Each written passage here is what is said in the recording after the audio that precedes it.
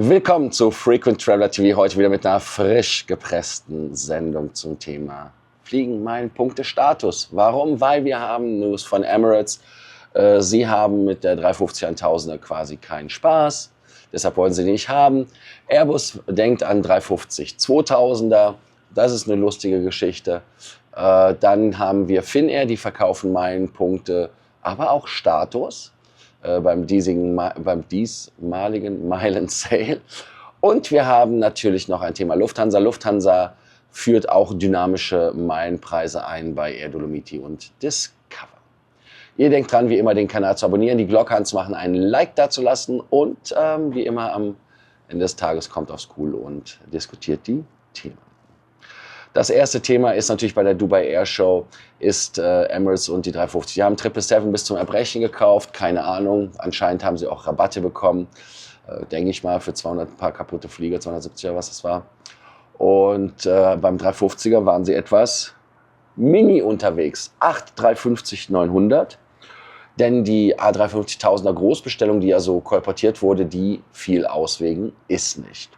Der Gesamtwert laut Listenpreis 3,4 Milliarden, real deutlich weniger natürlich durch die Rabatte, die gegeben worden sind. Boeing hat man also zusätzlich 65 777X bestellt, was natürlich eine ganz andere Hausnummer ist. Aber Tim Clark ist immer noch mit Rolls-Royce böse. Rolls-Royce Triebwerke erfüllen die Anforderungen nicht und sie haben zu hohe Wartungsintensivität in der Wüste. Und es hieß ja auch, dass Rolls-Royce an dem Thema arbeitet.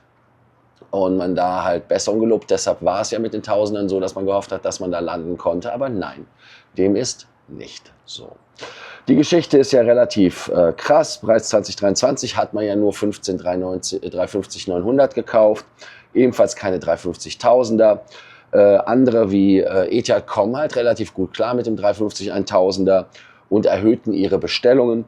Emirates hält an der Boeing-Strategie fest. Damit sind die Bestellungen, wie ich ja schon sagte, auf 270 Maschinen gestiegen. Die 777X ist natürlich 7 Jahre hinter dem Plan, massiv. Mehr für das kann es immer werden. Das bleibt auch spannend. Werden wir mal sehen, wie das dort losgeht. Ja, Emirates zwingen natürlich damit Rolls-Royce oder Airbus das Triebwerksproblem zu lösen. Boeing hat halt wirklich Momentum, was sie brauchen, weil die 777X Verspätungen natürlich auch da Probleme bereiten, aber es gibt halt Fantasie dadurch. Und ja, der 350-1000 ist leider ein geiles Produkt, aber für Emirates leider nicht geil. Also insofern ganz klare Geschichte.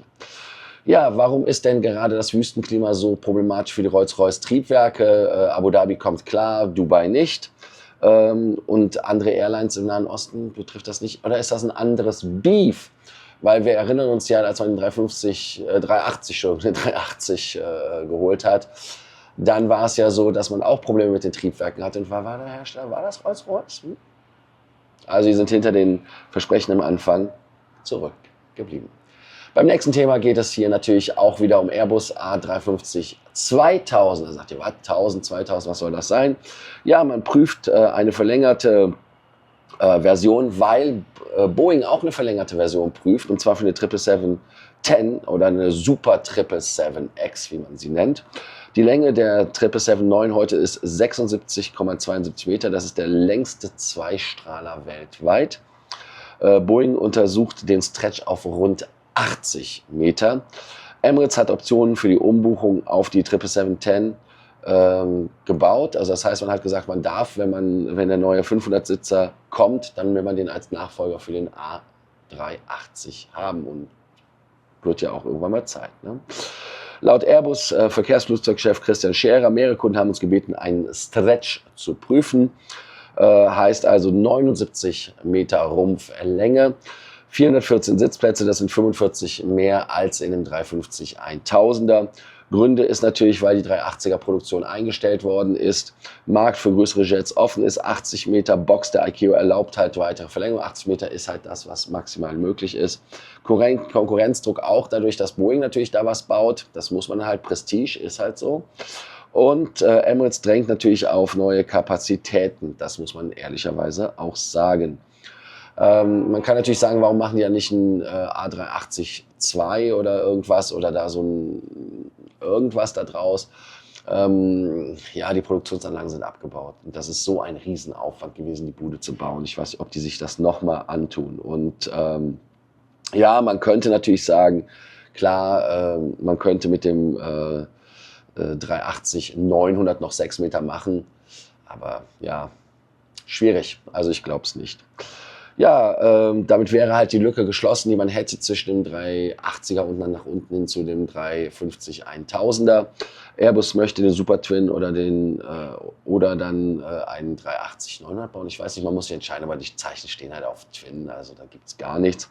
Boeing und Airbus ringen um das Segment bei 400 bis 500 Sitzplätzen.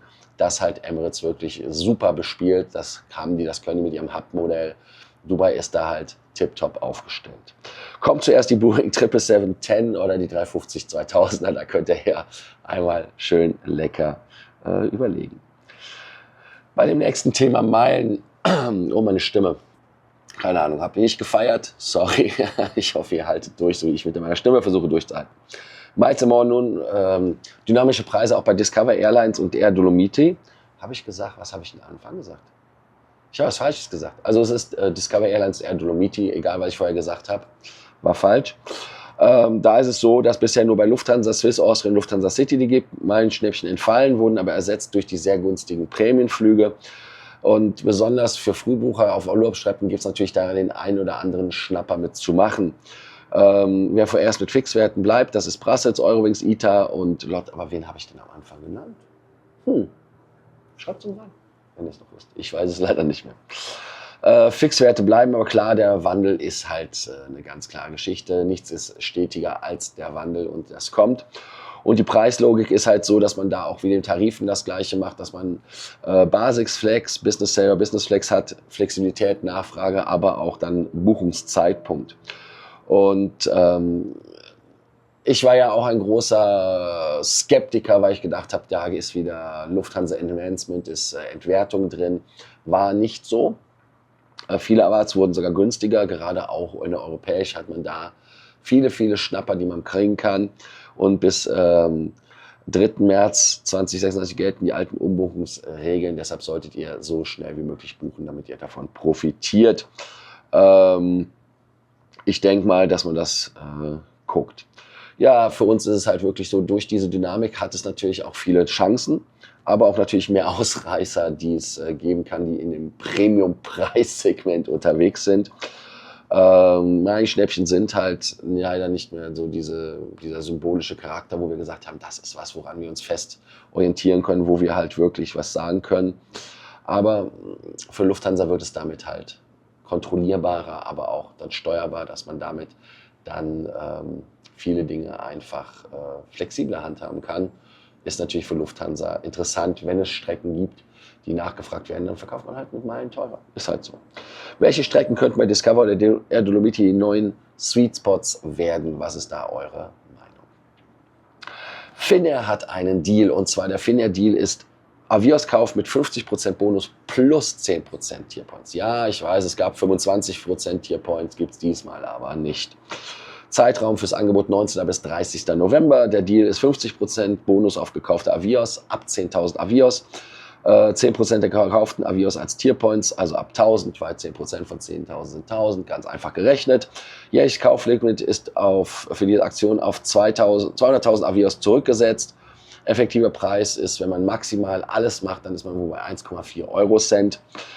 Finnair Plus Status an Vorderung sind Silber, sind 15.000. Gold, was der Sapphire ist, sind 45.000, der Platin sind 80.000, Lumo sind 300.000. Davon müssen mindestens 250.000 mit Finnair gemacht werden. Heißt also, wenn man jetzt einen Kauf erwägt und das Maximale macht, dann kann man 200.000 kaufen, kriegt die 100% Bonus, sind 300.000. Dazu gibt man 20.000 Tierpoints. Umwandlung von 120.000 Avios in 40.000 Tierpoints, heißt in Summe 60.000 Tierpoints durch die Kaufaktion. Also muss man halt schon mindestens etwas haben, also 20.000, damit man über die 80 kommt.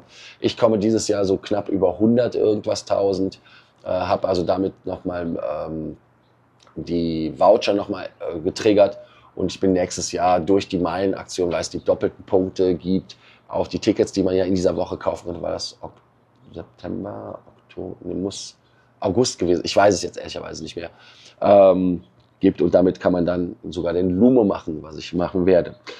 Ja, also wer den einfach nur wegen dem Meilen kauft, nicht kaufen. Wer es für den Status haben möchte, dann macht das dann wieder Sinn, dass ihr das wisst. Heißt also, für Statusjünger ist das interessant, für Meilenjünger eher uninteressant. Und die Upgrades via Finnair sind attraktiv, weil sie eine 3:1 Ratio haben, wie bei allen Oneworld-Programmen. Frage des Tages hier natürlich, lohnt sich der Kauf nur für Status oder gibt es reale Einlösungen, bei denen ihr sagt, 1,4 Cent machen real Sinn? Gut, Fragen des Tages, die wir haben, ist natürlich einmal der neue dynamische Sweet Spot. Vielleicht seht ihr schon einen bei Air Dolomiti oder bei Discover Airlines. Und das andere ist als Frage, wer kommt zuerst, die Boeing 777-10 oder die Airbus, der Airbus A350-2000. Ich bin aber gespannt, ich freue mich und ich freue mich bis zur nächsten Sendung. Und hier seht ihr auch einmal nochmal den Golfpass besser. Ich mache das mal hier so, dann ist es hübscher.